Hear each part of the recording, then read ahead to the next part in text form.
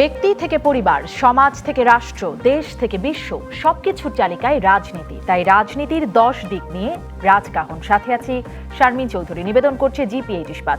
শুরুতেই জানিয়ে দেই মার্কেন্টাইল ব্যাংক সংবাদ শিরোনাম।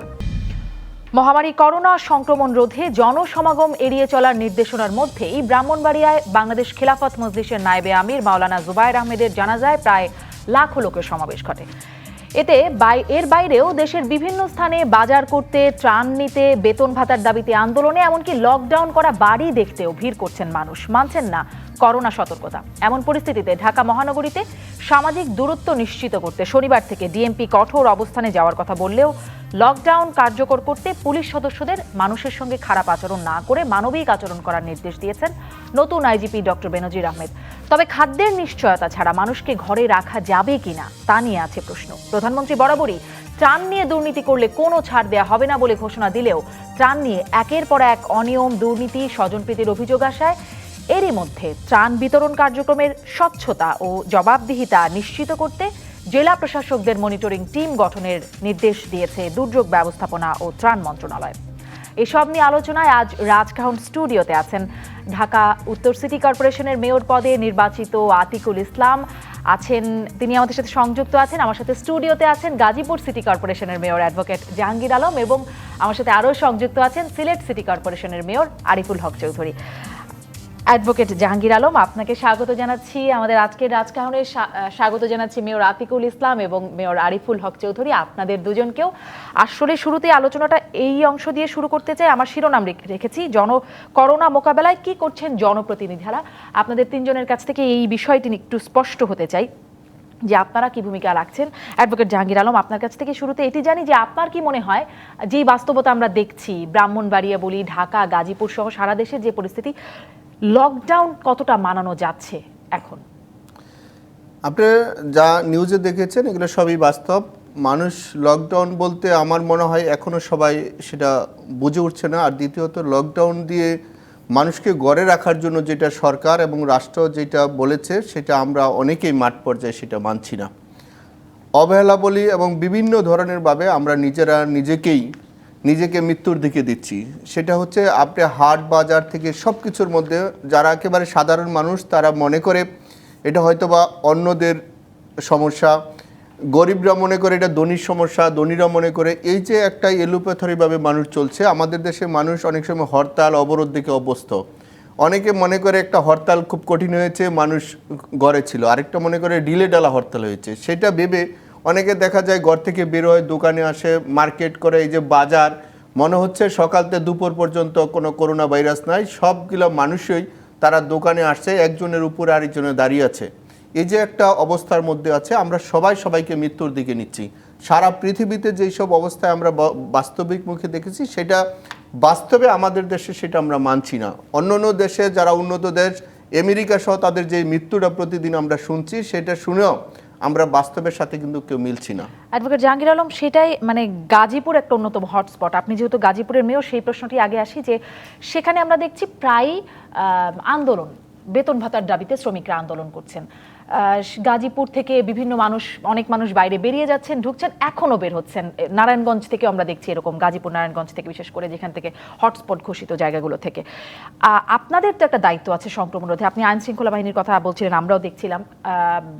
জনপ্রতিনিধিরা এখানে কি করছেন? একদম তৃণমূল পর্যায়ে জনপ্রতিনিধিরা আছেন, আপনারা কি করছেন? আপনি দেখেন আমাদের ঢাকার বর্ডারে কিন্তু গাজীপুর, নারায়ণগঞ্জের বর্ডারেও কিন্তু গাজীপুর। সেই হিসাবে ঢাকা যদি যেই জীবাণুটা আসে এটা গাজীপুর আসতে পারে, নারায়ণগঞ্জ আসলেও গাজীপুর আসতে পারে। সেই জায়গার মধ্যে আমরা আছি।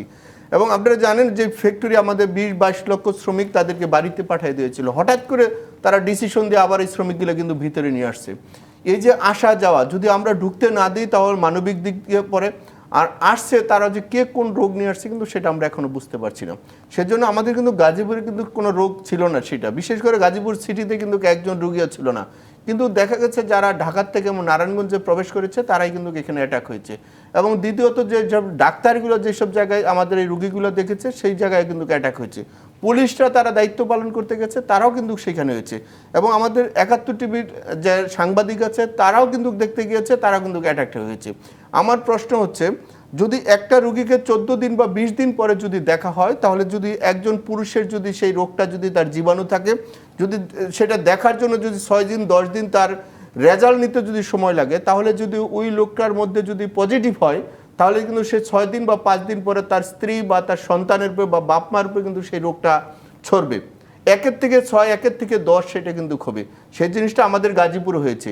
যে লোকটা আমি সাংবাদিক ইকবাল তারটা বলছি, যখন তারটা হয়েছে তার কিন্তু 6 দিন 5 দিন পরে কিন্তু সে রেজাল্ট পেয়েছে। এর মধ্যে কিন্তু তার সন্তানকে অ্যাটাক করেছে। ঠিক এইভাবে দেখা যাচ্ছে একজন পুলিশ হয়েছে, ওই যে অন্য পুলিশে রয়েছে, একজন ডাক্তারের মধ্যে হয়েছে, কিন্তু এটা দেখা যাচ্ছে তার আশেপাশে কিন্তু এটা বৃদ্ধি পেয়েছে। সেই হিসাবে আমরা মনে করি আমাদের সরকার যেভাবে এগোচ্ছে, এটা যদি আরো দ্রুত একেবারে আমাদের থানা ভিত্তিক, ওয়ার্ড ভিত্তিক, মহল্লা ভিত্তিক যদি এটা দ্রুত চেক আপ করা যায়, তাহলে কোন বাসা বাড়িটা বা কোন ব্যক্তিটার উপরে এই ভাইরাসটা ঢুকেছে তাহলে কিন্তু সে চিহ্নিত করা যাবে। জি, সেই টেস্টের কথা আপনিও বলছেন, যেটি WHO বারবার, বিশ্ব স্বাস্থ্য সংস্থা বারবার বলছে। এই প্রশ্নটি নিশ্চয়ই আপনাদের সবার কাছেই আসবো যে টেস্টে আমি দেখছিলাম প্রতিবেদন 15ই এপ্রিলের প্রতিবেদন বলছে যে টেস্টে বাংলাদেশ এশিয়ার মধ্যে সবচেয়ে নিচে। লকডাউনও মানানো যাচ্ছে না, আমাদের স্বাস্থ্য ব্যবস্থাও কিন্তু সীমাবদ্ধতা অনেকই আছে, সেটা আমরা জানি। তাহলে এই পরিস্থিতিতে আমাদের কোন অবস্থায় আমরা কোন অবস্থার দিকে এগিয়ে যাচ্ছি, কতটা আশঙ্কাজনক, তার একটা মূল্যায়ন নিশ্চয়ই আপনি করবেন। মেয়র আরিফুল হক চৌধুরী সিলেট থেকে আছেন আমাদের সাথে সংযুক্ত। আপনারা আসলে লকডাউন এনশিওর করতে কি করছেন? জনপ্রতিনিধিদের ভূমিকা কি? আমরা আইন শৃঙ্খলা বাহিনীকে তো মাঠে দেখছি। আমরা এখানে স্থানীয়ভাবে আমরা প্রশাসনকে সঙ্গে নিয়ে আমরা মাইকে প্রচার প্রচারণা করছি এবং আমরা নিজেরাও জনগণকে বোঝাতে চেষ্টা করছি যে তোমরা ঘরে থাকো, ঘর থেকে না বাড়ানোর জন্য আমরা। কিন্তু জনগণ যতটুকু সচেতন দিকে যাচ্ছে, ঠিক সেই মুহূর্তে আমার প্রশ্ন, সরকারি দায়িত্বশীল প্রতিষ্ঠান থেকে যেমন বাংলাদেশ রেলওয়ের কর্মকর্তা কর্মচারীরা যখন বেতনের কথা বলে 100 জন লোক নিয়ে সিলেটে ঢুকে গেল লকডাউন থাকা অবস্থায়, তো এটা এই ধরনের এবং যাদেরকে নিয়ে আসলো তারা কোথায় আছে না, এখন জেলা প্রশাসন সেটা নিয়ে সিরিয়াসলি স্ট্রেস করার চেষ্টা করতেছে। এই যে অবস্থা, এবং আমার মনে হচ্ছে যে লকডাউনের বিষয়টা আমরা আরো কড়াকড়ি করা প্রয়োজন। এখানে আমাদেরকে আসলে জনগণ যখন শিথিল অবস্থায় দেখে, তখন মনে করে কিছু লোক আছে অনিচ্ছাকৃতভাবে ভিড় জমায়, এটা খুবই যৎসামান্য। এবং এদেরকে যদি আমার মনে হয় প্রশাসনিকভাবে শক্তভাবে এবং ব্যবস্থা না নেওয়া হলে কিন্তু একের দেখা আরেকজন বাইরে হয়ে আসে। আর সিলেটে মোটামুটি আমরা লকডাউনের পরিস্থিতি মোটামুটি ভালোই চলছে, কিন্তু একটা জায়গায় আমরা একটু অসুবিধার মধ্যে আছি, সেটা হচ্ছে আমাদের সিলেট শহরে একটি মাত্র আমাদের এই যে আপনার আড়ত ব্যবসা, যেখানে চাল ডাল তেল এগুলা পণ্য কেনার জন্য আসে, সমস্ত জেলার সব থানা থেকে এখানেই আসে এবং এখান থেকে কেন্দ্র থেকে নিতে হয়। তো এই সময়ের মধ্যে আসলে এখানে একটা আপনার ভিড় হয়। তো এটার জন্য আমরা বসে চিন্তা করছি যে এটা এইভাবে হবে না, আমরা এক একটি থানাকে একটা রেশনিং পদ্ধতিতে, যে এই টাইমের ভিতরে আপনারা সোশ্যাল ডিস্টেন্স বজায় রেখে মালের, এবং আজকে থেকে এটা শুরু হয়েছে।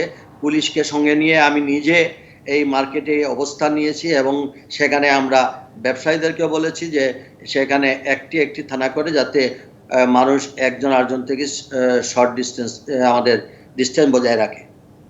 এবং আমি যেটা প্রশ্ন করি, এখন কিন্তু আমাদের আইন শৃঙ্খলা রক্ষাকারী সবাই মাঠে আছেন, কিন্তু আমাকে মনে হচ্ছে যে আর একটু কয়েকদিনের জন্য আমাদের কঠিন এবং কঠোর মনোভাব দেখাতে হবে। তা না হলে এটা আমাদের জনপ্রতিনিধিরা বাইরে গিয়ে। জনাব আরিফুল হক চৌধুরী, কি কঠোরতা, মানে কি ধরনের কঠোরতার কথা আপনি ইঙ্গিত করছেন? আমি ইঙ্গিত করছি যারা অহেতুক অযাচিতভাবে বেরিয়ে আসছে তাদের বিরুদ্ধে আইনানুগ ব্যবস্থা নেওয়া। দুই একটা করলেই মানুষ তখন আমাদের দেশের আইনানুগ ব্যবস্থা নেওয়ার কথা আমরা এটাও শুনছি যে জনপ্রশাসন মন্ত্রণালয়ের যে বিজ্ঞপ্তি ছিল, সন্ধ্যা 6টা থেকে সকাল 6টার মধ্যে যদি বাইরে কেউ বেরোন তার বিরুদ্ধে আইনানুগ ব্যবস্থা নেওয়া হবে। আসলে কি আইনানুগ ব্যবস্থা নেবার আপনি মানে আপনার পরামর্শ? আমার মনে হয় আপনি তো নিজেই সারা বাংলাদেশের অবস্থা সম্বন্ধে আপনারা ভালোই জানেন, সেটা নতুন করে আমাকে এখানে ব্যাখ্যা দেওয়ার প্রয়োজন নেই। আমি কি নিতে হবে সেটা আইন প্রয়োগকারী সংস্থারা তারাই ভালো করে জানেন।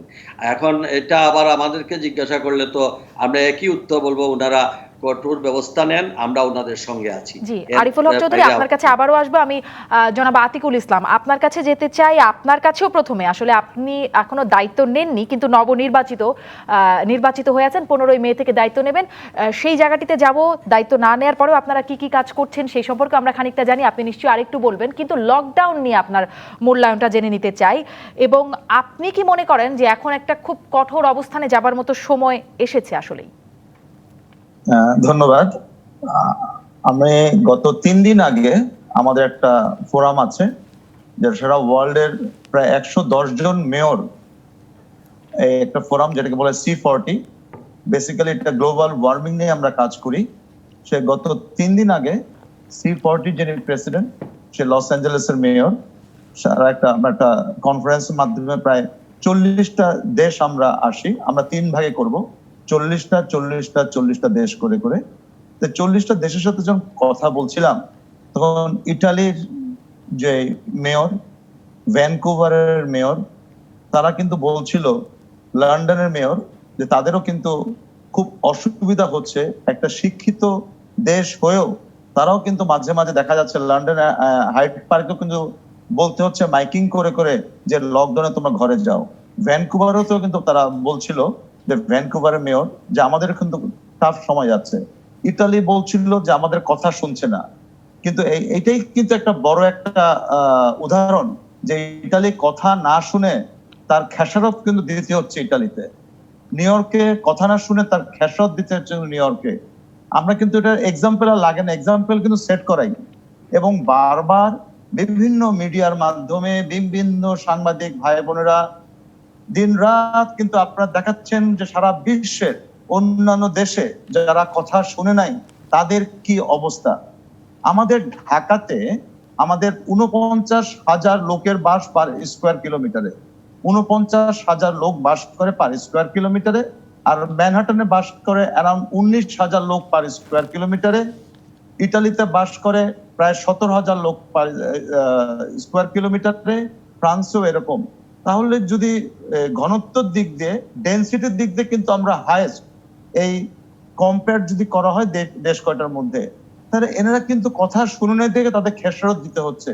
তা আমার কথা হচ্ছে এই প্রোগ্রামের মাধ্যমে আমরা কি কথা শুনবো নাকি খেসারত দিব? আমরা অবশ্যই আমি মনে করি আমরা একটি জীবন, একটি পরিবার থেকে যার পরিবারে যে চলে যাবে, সে কিন্তু বুঝে যে তার প্রিয়জনকে হারানোর বেদনাটা কি। আমি মনে করি আজকে সমস্ত জনগণকে অনুরোধ করব, আমরা আসুন, কেউ খেসারত দিতে চাই না, আমরা একটু মেনে চলি। এখন মানার মধ্যে কি আছে? এটাকে দেখা মাত্রই গুলি করে দেওয়া হবে কারফিউ, এটা কিন্তু সেই কারফিউ না। এটা মনের থেকে আমাদের সচেতনতা করে আসতে হবে। যে কথাটা বললো যে হরতাল হলে বিরোধী দলকে টিয়ার গ্যাস মারা যাবে, এই করা যাবে, সেই করা যাবে, জনগণকে বিচ্ছিন্ন করার জন্য আমরা বিভিন্ন ধরনের জল কামান ইউজ করি, এগুলো কিন্তু এখানে সেটা না। এগুলা আমাদের নিজেদের ভিতর থেকে বের হয়ে আসতে হবে সচেতনতা, দায়িত্ববোধ এবং আসছে না। মানে সেই সচেতনতা তো আমরা জাগ্রত করার চেষ্টা করছি, পুলিশ করছে সচেতনতামূলক অনেক মানে কর্মসূচিও চালাতে আমরা দেখছি, কিন্তু সেটা যখন আসছে না, এবং তার উপরে আমরা যখন দেখছি ব্রাহ্মণবাড়িয়া এরকম প্রায় লাখো মানুষ সমাগম করছে, গাজীপুরের পাশে মাওনাতেও আমরা দেখেছি, সেখানেও একটা জানাজায় এরকম প্রায় বিপুল মানুষের জনসমাগম হয়েছে, অতটা না হলেও সেটিও বেশ জনসমাগম হয়েছে। এরকম ঘটনা যখন ঘটছে, মানুষের মনে তো ধারণা আসতেই পারে যে এখানে সমাগম হচ্ছে, কই মানে প্রশাসনেরও খুব ভূমিকা নাই, তেমন তো কিছুই হয় না, হয়তো করাই যাবে, এরকম একটা ধারণা তো মানুষের মনে আসতেই পারে। সাংঘর্ষিক কিনা বিষয়টা?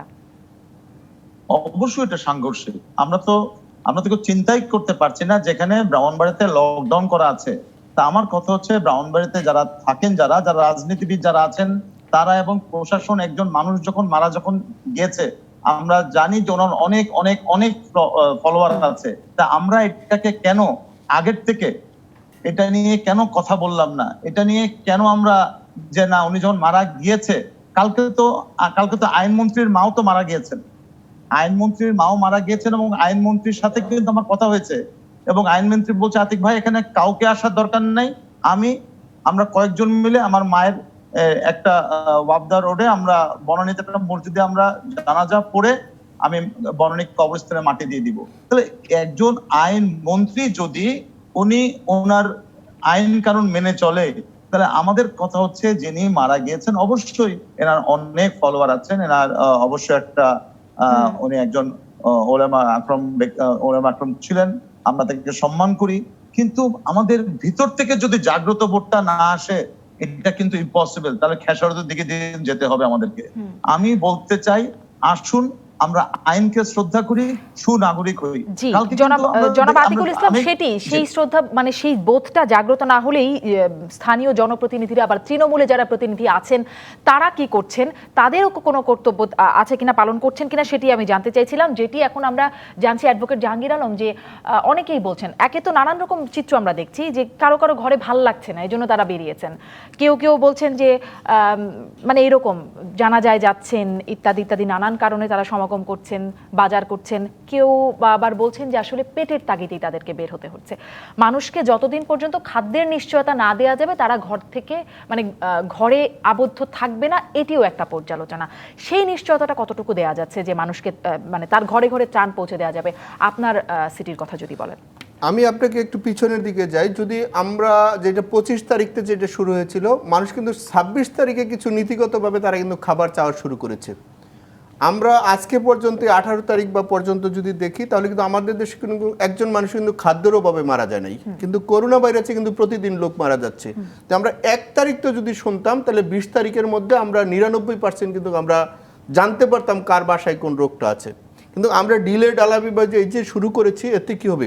আমরা পৃথিবীর যত উন্নত দেশগুলো দেখেছি, আমি গত ডিসেম্বরের 29, 30, 31 তারিখ পর্যন্ত সিঙ্গাপুরে ছিলাম। ওই জায়গায় প্রথম 2 দিন দেখেছি তারা ওইখানে করোনা ভাইরাসে আক্রান্ত চায়নার লোক ছিল। তারপর থেকে কিন্তু তারা ওই জায়গায় শতভাগেই কিন্তু তারা 99% কিন্তু তারা নিয়মটা মেনে চলেছিল, কিন্তু 1% লোক নিয়ম মানে নাই। কিন্তু আজকে তারা কিন্তু 3.5 মাসের মধ্যে এসে কিন্তু তারা কিন্তু পুরাটাই কিন্তু তারা লকডাউনে চলে গেছে। ঠিক জাপানও কিন্তু একই জিনিস হয়েছে। তারা এত সতর্ক লোক, কিন্তু তারপরে কিন্তু তাদের এই ভাইরাস থেকে মুক্ত হয় নাই। আমরা এক সময় দেখা যাবে আমাদের খাদ্য অনেক ঘাটতি হবে, কিন্তু 2টা সমস্যা আমরা বলবো, এক পড়বো খাদ্য, আরেক পড়বো জীবাণুতে। সেই হিসাবে মনে করি আমাদের আজকে থেকেই আমাদের সবার এখানে বোঝা উচিত, নিজের বাঁচার স্বার্থে, নিজের সন্তানের বাঁচার স্বার্থে, নিজের দেশবাসীকে বাঁচানোর স্বার্থে সবাই যেন আমরা লকডাউনটা যেটা সরকার বলেছে, রাষ্ট্র বলেছে, সেটা যেন মেনে চলি। যদি না মেনে চলি তাহলে ভবিষ্যৎ আমরা সারা দুনিয়ার সাথে 210টি দেশের যে অবস্থায়, এর চেয়ে মনে করছি আমাদের সবার জন্য এটা বিপদ। নিশ্চয়ই আমরা একজন আরেকজনকে সমালোচনা করতে পারবো, কিন্তু সমাধান হবে না। সেজন্য শতভাগ আমার কথা হলো, এই কোটি কোটি মানুষকে বাঁচানোর স্বার্থে যেটা সরকার বলেছে, সন্ধ্যার পর থেকে যদি কেউ বের হয় তাহলে তাকে সাথে সাথে এখানে আইন শৃঙ্খলা বাহিনী, আমি এটা বলতে বাধ্য হয়েছি, আইন শৃঙ্খলা সন্ধ্যার পরেই কেন, মানে 6টা থেকে 6টায় কেন? 6টায় না, এটা হচ্ছে সকাল থেকেই করা উচিত। আমরা একটা জিনিস গাজীপুরে বলেছিলাম, সকাল থেকে সন্ধ্যা পর্যন্ত মানুষ যদি তার ঔষধ এবং যদি তার খাদ্য কিনতে যায়, এক দোকানে একজন যাবে, একজন ক্রয় করে নিয়ে এসে সে যখন তার জায়গা থেকে সরে যাবে আরেকজন চলার জন্য। কিন্তু দেখা যাচ্ছে আমাদের প্রশাসনই আরেকটা গ্রুপ বললো করে না, সকাল 6টা থেকে 12টা পর্যন্ত বাজার চলবে। আমার কথা হলো সকাল 6টা থেকে 12টা পর্যন্ত কি করোনা ভাইরাস ঠিকই হাটে বাজারে ঘুরবে না, মানুষের কাছে যাবে না? এটা আমাদের একটা বুঝার ভুল আছে। তারপরে এই যে আমাদের গাজীপুরে যে এই বোঝার ভুলটা আপনারা কি সমন্বয় করে কাটানোর চেষ্টা করেন? আমরা সমন্বয় করার চেষ্টা করছি, আমরা সমন্বয় করছিও, আমরা অনেকটুকু এখানে সমাধানের যে কাছাকাছি আসছি, কিন্তু নাগরিকদের সেটা বুঝতে হবে। আমরা যাদেরকে বলছি তাদের ভালোর জন্যই বলছি। হয়তোবা অনেকে তার একটা ভুল ধারণা নিতে পারে, এটা অন্যের রোগ হতে পারে, অনেকে বিশ্বাসই করতে চায় না এটা রোগ। মাননীয় মেয়র, যদি কর্তৃপক্ষই ঠিকমতো বোঝার ভুল থেকে যায়, সাধারণ মানুষ, অসচেতন মানুষ, তার কাছ থেকে কিভাবে আমরা আশা করি তারা সব বুঝে যাবে? একটা বিরতি নিয়ে আসি, সেই সমন্বয়ের জায়গাটায় জানতে চাইবো, আপনাদের প্রত্যেকের কাছে জানতে চাইবো, ত্রাণে সমন্বয়ের অভাব, লকডাউন করতে সিদ্ধান্ত নিতে সমন্বয়হীনতা, মানে এত সমন্বয়হীনতা থাকলে আমরা এই দুর্যোগ কি করে মোকাবেলা করব? ফিরছি রাজকাহনে। ফিরলাম জিপিএইচ ইস্পাত নিবেদিত রাজকাহনে। অ্যাডভোকেট জাহাঙ্গীর আলম, আপনার কাছে জিজ্ঞাসা করছিলাম ত্রাণের সমন্বয়ের জায়গাটা, কারণ গাজীপুরে তৃণমূলে অনেকে অভিযোগ করছেন এখনো তাদের ঘরে ত্রাণ পৌঁছায়নি, এবং এমন অনেক জায়গায় আমরা দেখছি কিছু ওয়ার্ডে মারামারি, নিজেদের মধ্যে সংঘর্ষের কারণে দেয়নি। কেউ কেউ ওএমএস এর কার্ড তুলবেন, যে কার্ড সাইন করে, সেই কার্ড সাইন করছেন না কাউন্সিলররা। এরকম নানান রকম সমস্যার খবর আমরা কিন্তু পাচ্ছি। না, আপনারা ঠিকই বলেছেন। আমরা প্রথম পর্যায়ে প্রায় 60 থেকে 80 হাজার পরিবারকে 15 দিনের জন্য খাবার দিয়েছি, কিন্তু আমার এখানে তো বললাম অন্তত 10 থেকে 12 লক্ষ পরিবার আছে, তারা যেটা গার্মেন্টসে চাকরি করে তারা, এবং বাসমান যেসব লোক আছে, এখানে আরও 1 লক্ষ পরিবার আছে। সেই হিসাবে আমাদের যে ত্রাণ, সেই হিসাবে আমরা সবাইকে দেওয়া একসাথে খুব কঠিন অবস্থা। কিন্তু সবাই কিন্তু সিটি কর্পোরেশনের কাছে ত্রাণ চাবে বা জনপ্রতিনিধির কাছে কিন্তু চাওয়াটা তাদের রাইট আছে। সেজন্য আমরা বিনয়ের সাথে বলছি, আমরা এই ত্রাণ দেওয়ার ব্যাগ থেকে দূরে সরে এসে যদি আমরা ওএমএস এর মাধ্যমে প্রত্যেকটি নাগরিক যারা এই মধ্য অবস্থায় আছে তাদের যদি প্রত্যেকের ঠিকানা অনুযায়ী সবাইকে যদি আমরা এক মাস করে 3 মাস যদি তাদেরকে বাধ্যতামূলকভাবে তাদের 1 মাসের জন্য চাউলটা দিয়ে দিই অথবা ডাউলটা দিয়ে দিই, তাহলে কিন্তু এখানে কারোর জন্য কারো অভিযোগটা আসে না। সেই হিসাবে আমি মনে করি আমাদের যে খাদ্য মন্ত্রণালয় আছে এবং দুর্যোগ মন্ত্রণালয় আছে তারা যদি একটু বিনয়ের সাথে যেটা মাননীয় প্রধানমন্ত্রী ঘোষণা দিয়েছে সেটা যদি আমরা বাস্তবায়ন করি, তাহলে আমাদের গাজীপুরে যারা ওই যেই মহল্লায় যে ওয়ার্ডে বসবাস করে তাদেরকে যদি আমরা প্রত্যেককেই আমরা যদি চাউলটা এবং ডাউলটা এবং তেলটা এটা নিশ্চয়তা দিই, তাহলে কিন্তু মানুষ তার স্বস্তির জায়গাটা পাবে। এটার জন্য আপনারা খাদ্য মন্ত্রণালয়ে যোগাযোগ করেছেন? আমরা খাদ্য মন্ত্রণালয়ে যোগাযোগ করেছি, আমরা বলেছি, তারা আমাদেরকে আশ্বস্ত করেছে তারা দেখতেছে। এখন আমাদের কথা হচ্ছে এটা যেন দ্রুত হয়, কারণ সামনে রমজান মাস, এখন প্রত্যেকটি মানুষ কিন্তু খাবার চাইবে। রমজান মাসে যদি কেউ যদি আমাদের সামনে বলে খাবার নাই, আমি মেয়র সেই হিসাবে আমার কষ্টের সীমা থাকবে না, কিন্তু বাস্তব জিনিসটা আমাকে মেনেই নিতে হবে। আমার ওইখানে ৭৬ জন জনপ্রতিনিধি আছে, 4 জন পার্লামেন্ট মেম্বার আছে, সবার কাছে কিন্তু খাদ্যের জন্য আসবে। সেজন্য আমি আমাদের যারা গার্মেন্টসের মালিকরা আছে তাদের সাথে আমি বিনয়ের সাথে বলছি, আপনারা যে অবস্থায় আছেন, আপনাদের যারা ওয়ার্কার আছে আপনারা দয়া করে একটু দায়িত্ব নেন। এবং সরকারের রমজান মাসের তালিকার কথা নিশ্চয়ই বাকি মেয়রদের কাছেও জিজ্ঞাসা করব। মেয়র আতিকুল ইসলাম, আপনার কাছ থেকে আসলে এটি জানতে চাই যে যেটি মাননীয় মেয়র অ্যাডভোকেট জাহাঙ্গীর আলম বলছিলেন গার্মেন্টস মালিকদের, গাজীপুরে আপনারও গার্মেন্টস আছে, আপনার গার্মেন্টসের শ্রমিকদের জন্য তাদের বেতন ভাতা নিশ্চিত করা গেছে কিনা, তারা সেখানে আছে, তাদের জন্য আপনি কি কোনো সহায়তার বিষয়ে ভেবেছেন আপনার শ্রমিকদের জন্য?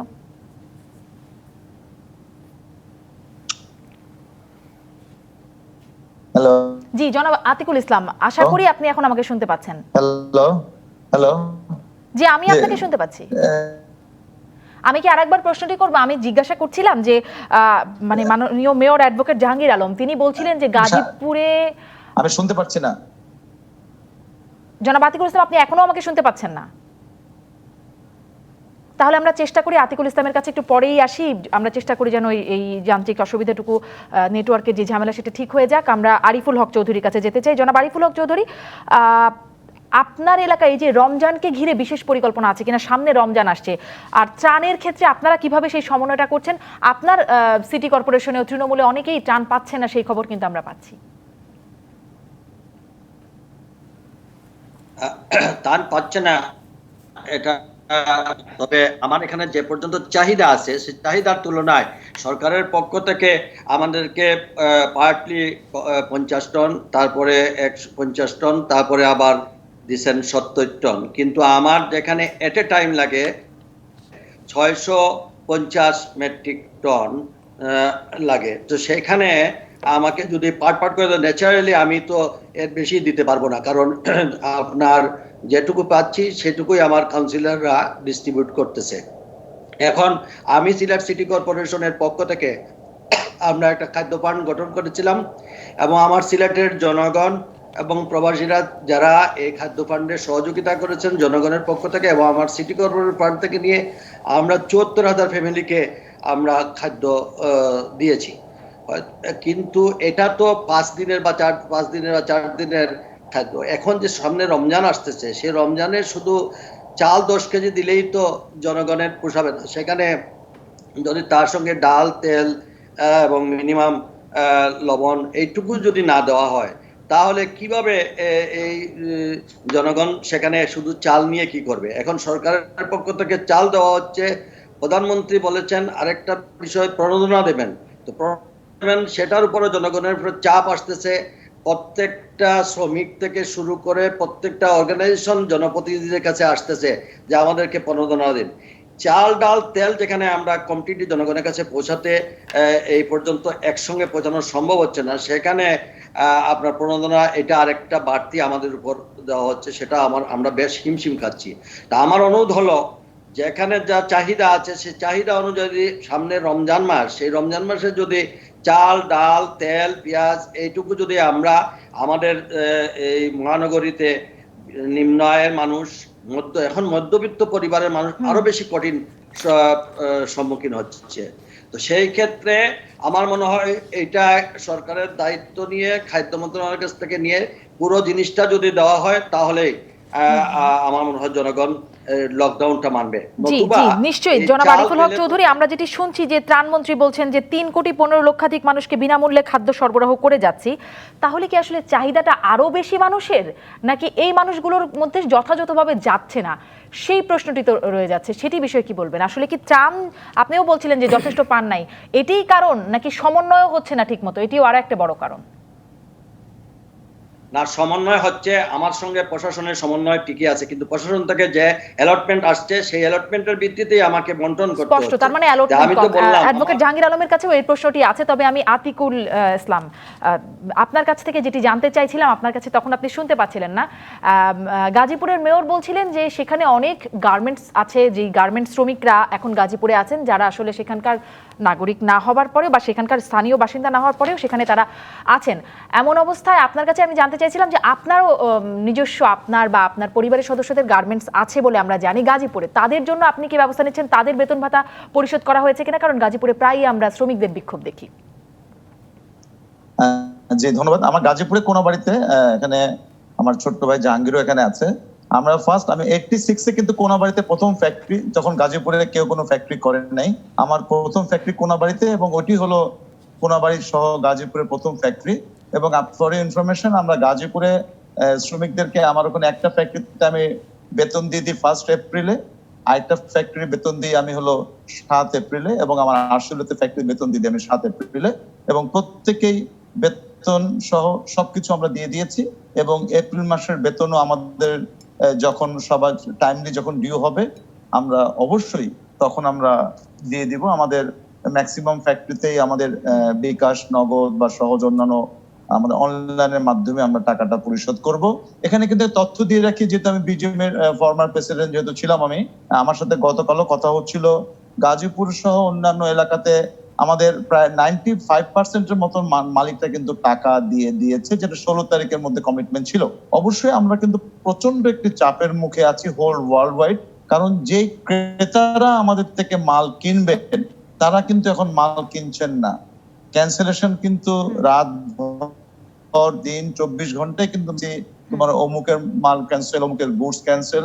এবং আমাদের শুধু যে গুডসটা ক্যান্সেল তা কিন্তু না, অনেক কিন্তু গুডসের সাথে কিন্তু ব্যাকওয়ার্ড লিঙ্কেজ, সুতা কিনে রেখেছে, কার্টুন কিনে রেখেছে, পলিব্যাগ কিনে রেখেছে, ওগুলো কিন্তু আমরা লোকাল গার্মেন্টস নিই, ওরাও কিন্তু এটা স্পাইরাল কিন্তু এফেক্ট কিন্তু হবে যখন আমার পুরো গুডস যখন ক্যান্সেল হয়ে যাচ্ছে।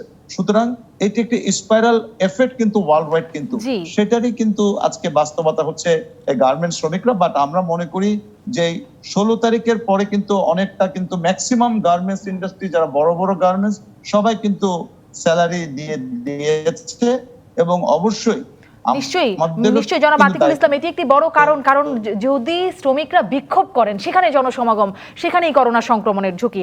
ধন্যবাদ। আপনারা অন্তত পরিশোধ করতে পেরেছেন, এবং আশা করব আপনাদেরকে অনুসরণ করে যাদের শ্রমিকরা বিক্ষোভ করছেন তারাও অনুসরণ করবার চেষ্টা করবেন। ত্রাণের বিষয়টা যদি বলেন, আমি জানি আপনি ব্যক্তিগত উদ্যোগে ত্রাণ দিচ্ছেন, কিন্তু সেটির সাথে সিটি কর্পোরেশনের সমন্বয় হচ্ছে কিনা, এমন হচ্ছে কিনা যে একই ব্যক্তি সিটি কর্পোরেশনের ত্রাণ পাচ্ছে, আপনারাও ত্রাণ দিচ্ছেন, অথচ অন্য এলাকায় ত্রাণ পাচ্ছে না, এই বিষয়টির খোঁজ কি রাখছেন মাননীয় মেয়র?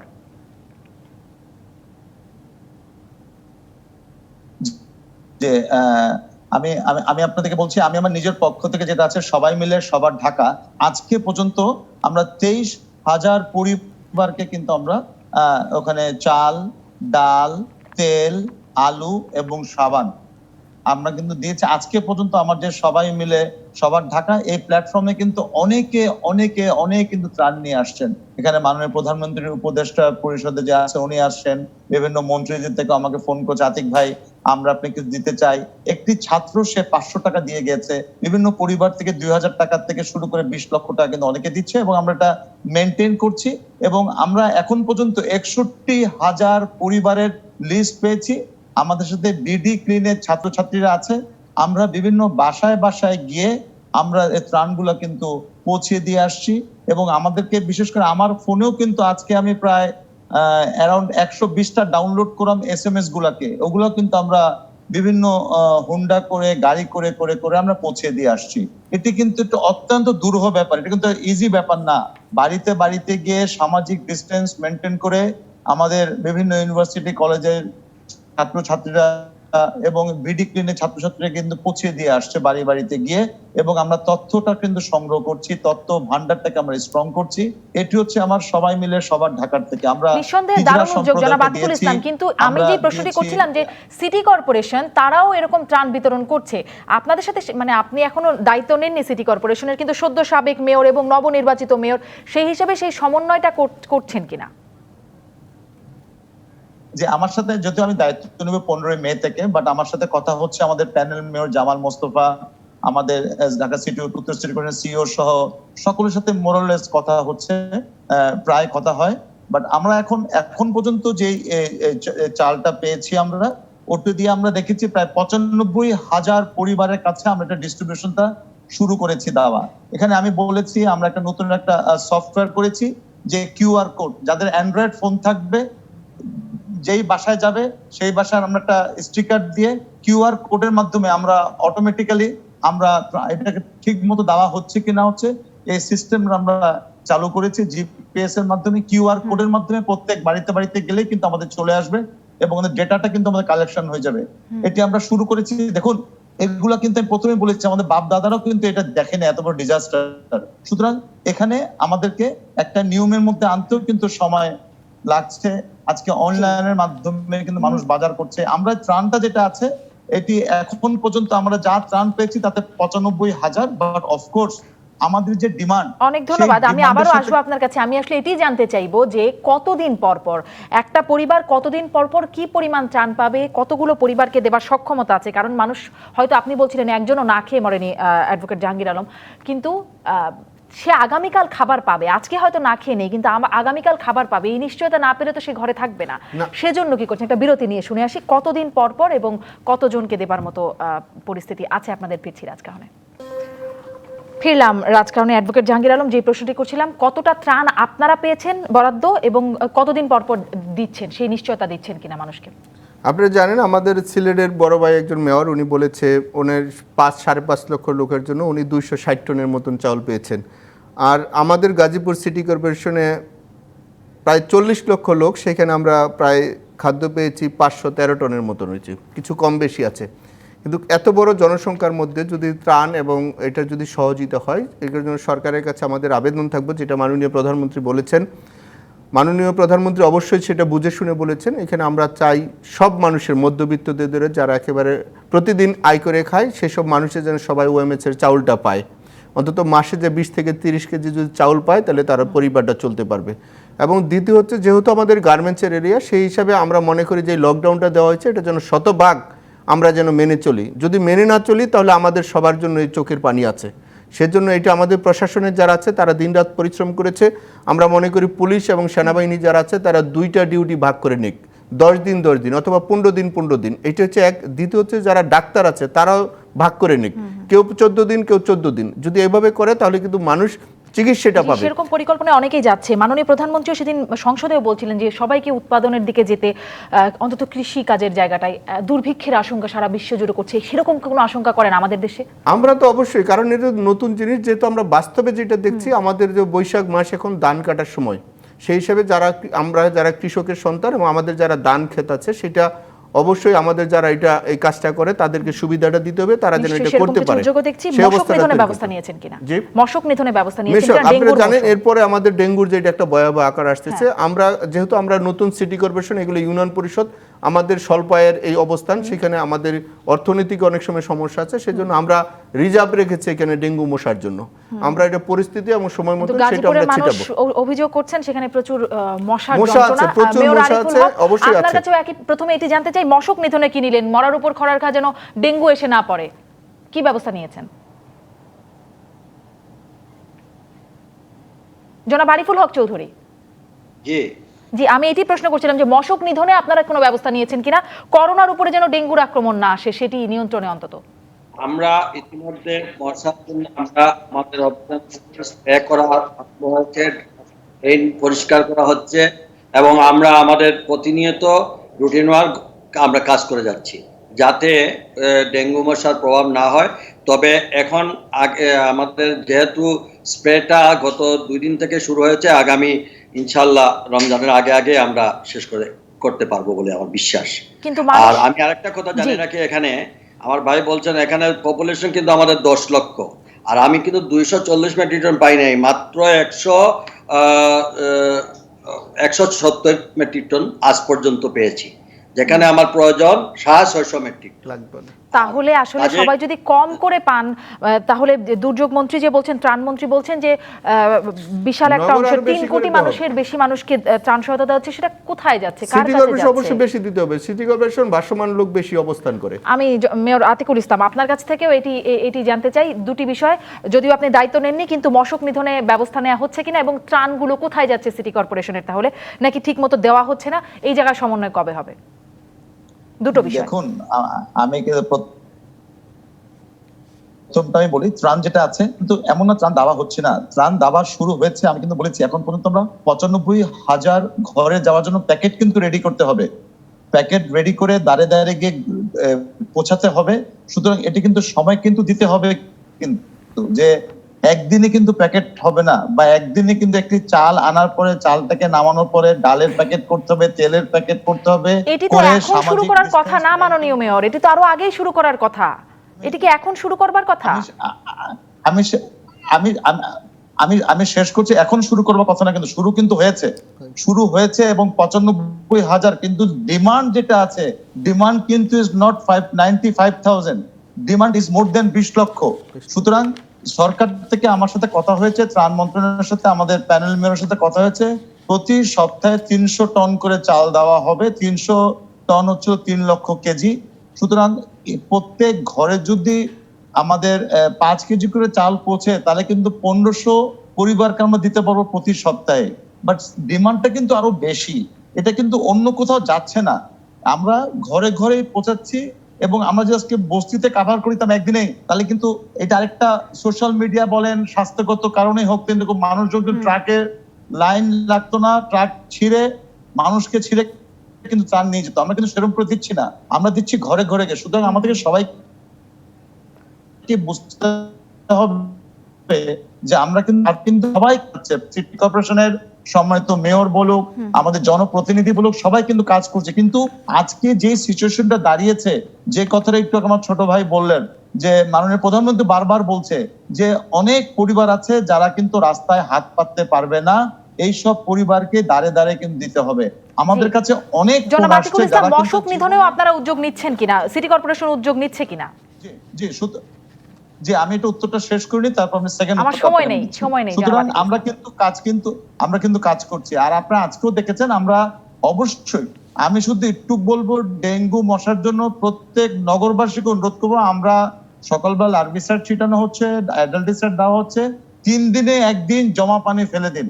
এটি আমি অনুরোধ করব সকল নগরবাসীকে। আপনারা ইমিডিয়েটলি আপনাদের ছাদে যান, দেখেন আপনার ছাদে কি ধরনের বাটি আছে কি না আছে, বৃষ্টির পানি জমছে নাকি, টায়ার অব্যবহৃত টায়ারের পানিটা ফেলে দিন, এসির পানিটা আপনারা ফেলে দিন, ছাদ যে কাস্টিং করেছেন ছাদের পানিটাকে পরিষ্কার করুন। কারণ এডিস মশার জন্ম কিন্তু ড্রেনে হয় না, আমি আবার বলছি, এডিস মশার জন্ম ময়লা পানিতে হয় না, এটা স্বচ্ছ এবং পরিষ্কার পানিতে হয়। আমি বিনয়ের সাথে অনুরোধ করব, আসুন আমি অনেক ধন্যবাদ মাননীয় মেয়র, কারণ ডেঙ্গু হলে হাসপাতালে আর জায়গা দেওয়ার কোনো সুযোগ না, যে অবস্থা। অনেক ধন্যবাদ জনাব আতিকুল ইসলাম, জনাব আরিফুল হক চৌধুরী এবং অ্যাডভোকেট জাহাঙ্গীর আলম, আপনাদের তিনজনকেই বিদায় নিচ্ছি রাজকাহন থেকে।